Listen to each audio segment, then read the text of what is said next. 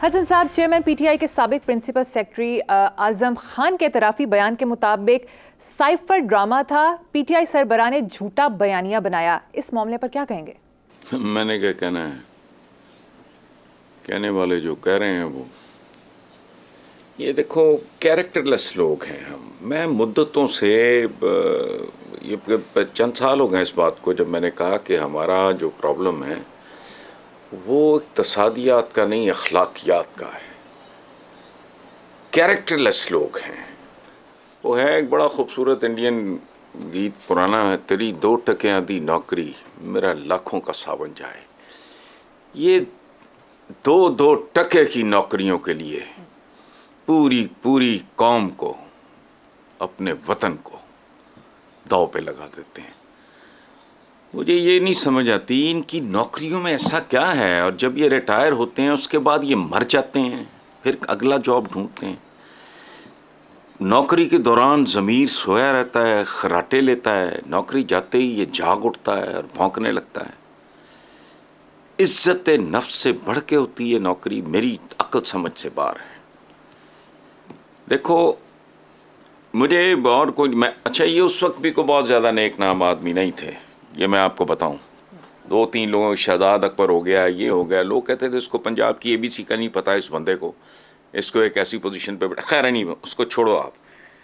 ये थोड़ा सा बावकार आदमी होता तो कहता mister prime minister, no I can not, ये मेरा इस्तीफ़ा पड़ा, मैं जा रहा हूँ। अच्छा, इतना नहीं था तो कोई बहाना करके जैसे भाग गया नवाज शरीफ, ये कोई लंबी कोई रुखसत पे उन दिनों में चला जाता।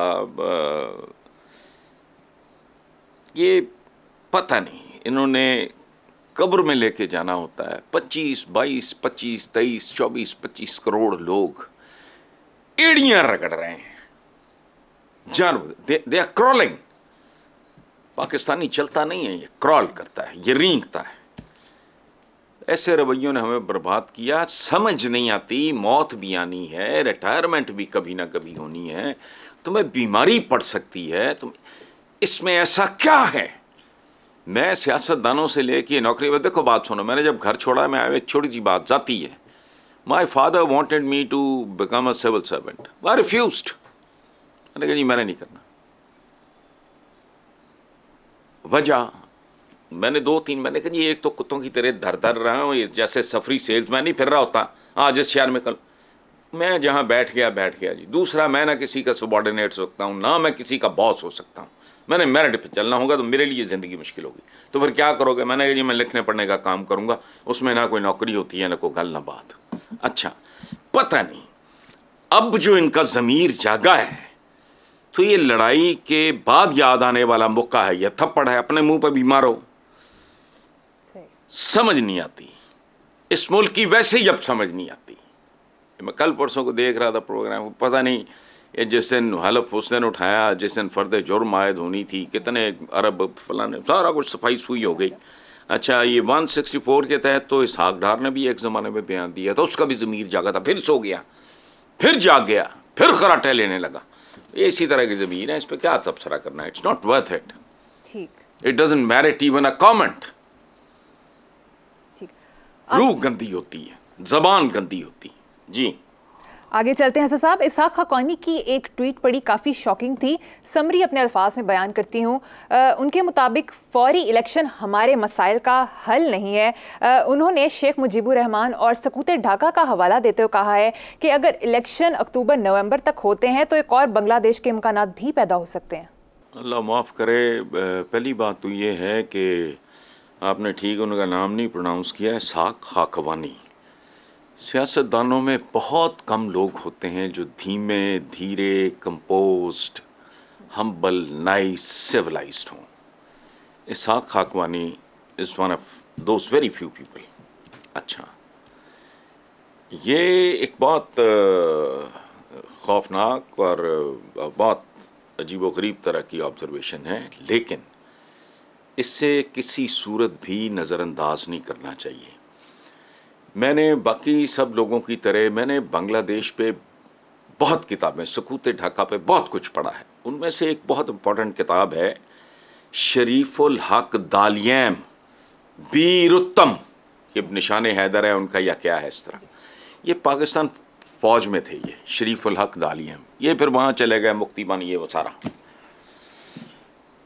इनकी किताब है बांग्लादेश एन अनटोल्ड स्टोरी। अच्छा, सो बहुत पढ़ा है इस पे, लेकिन मेरी ज़ाती मरियम ऑब्जर्वेशन बड़ी मुख्तलिफ है। मैंने 4-4.5 साल बंगालीज के साथ दिन रात एक छत के नीचे गुजारे हैं। जब मैं यूनिवर्सिटी में आया एज एन अंडर ग्रेजुएट तो मैं आई वॉज नॉट येट 17, 16.5 पौने 17 साल की एज होगी। FA-FSC के बाद आए थे हम लोग, हफीज़ खान भी मेरे साथ है, इकट्ठे ही आए थे हम, वो जो बाद में पंजाब यूनिवर्सिटी के ना बड़ा एक नामवर प्रेसिडेंट भी रहे। खैर, वहाँ पहली बार बंगालियों के साथ इंटरेक्ट किया एंड आई वाज शॉक्ड। यानी जब कख पता नहीं था, कॉमन सेंस के ज़रिए मैंने दोस्तों का, मैंने कहा यार ये 5-6 महीने के बाद ही रहे हम, बड़ी देर को 4-4.5 साल 5 साल इकट्ठे रहे। मैंने कहा हमारे दरमियान मज़हब के अलावा कोई चीज़ कदर मुश्तरक है ही नहीं। हमारा उठना बैठना, खाना पीना, रहन सहन, मैनरिज्म,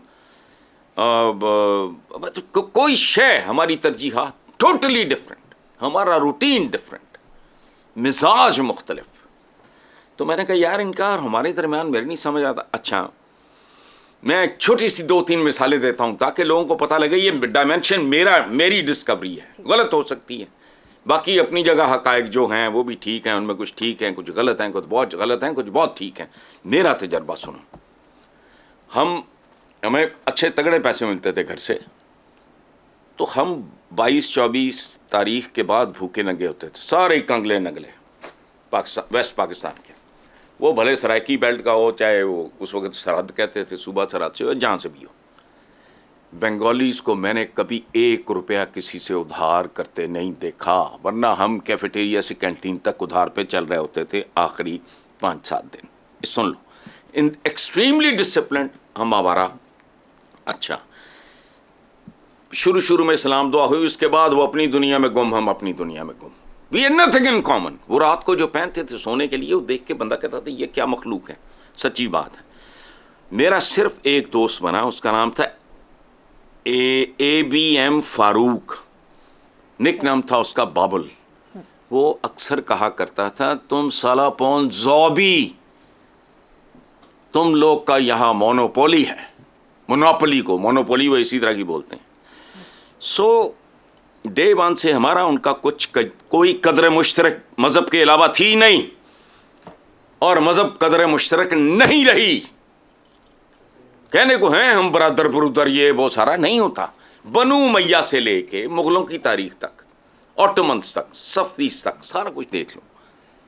ये एक, अदरवाइज आज पूरी दुनिया में उसको इकट्ठा करके को बनू लो, इसका सिस्टम, हर मुल्क इंडिपेंडेंट हो गया, जैसे हमारे अब प्रोविंसेस हैं, ये वो सारा नहीं होता।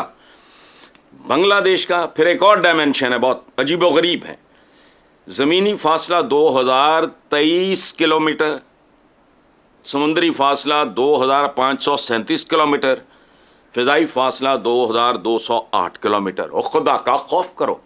इवन देन जो इसहाक खाकवानी जैसे संजीदा मतीन बंदे ने कहा है, उस पर गौर कर लेने में कोई हर्ज नहीं। मैं सिर्फ ये बात इसलिए कर रहा हूँ कि बांग्लादेश या सकूत ढाका जैसे, अल्लाह ना करे, उस तरह के सानहे का आई डोंट नो। और आखिरी बात, इलेक्शन के हवाले से बात की है ना इसहाक खाकवानी साहब ने, तो इस पर मैं एक आखिरी बात करता हूँ। अगर इनमें क्रेडिबिलिटी ना हुई, ये पंडोरास बॉक्स होगा जो खुल गया। क्रेडिबिलिटी ना हुई तो सियासी इस्तेकाम नहीं होगा, सियासी इस्तेकाम ना हुआ तो इक्तिसादी इस्तेकाम का सवाल ही पैदा नहीं होता। So it is a package जो उन्होंने लिखा है, जो आप कह रहे हो। मैंने तो नहीं, मैं ट्वीटें देखता नहीं हूँ, मेरे पास तो सेल फोन भी नहीं होता। जो आप कह रहे हो इसको रूल आउट नहीं करो, लेकिन हालात हमारे और ईस्ट पाकिस्तान के जैसे थे, जो जोग्राफियाई और फासले और फलाना मिजाज मूड, मैंने कहा ना 4.5 साल में बंगालीज के साथ में एक कदर मुश्तरक नहीं तलाश कर सका। और मज़हब के बारे में भी उनका रवैया वो नहीं था जो हमारा है और हमारा होता है। इसकी तफसीलात फिर कभी।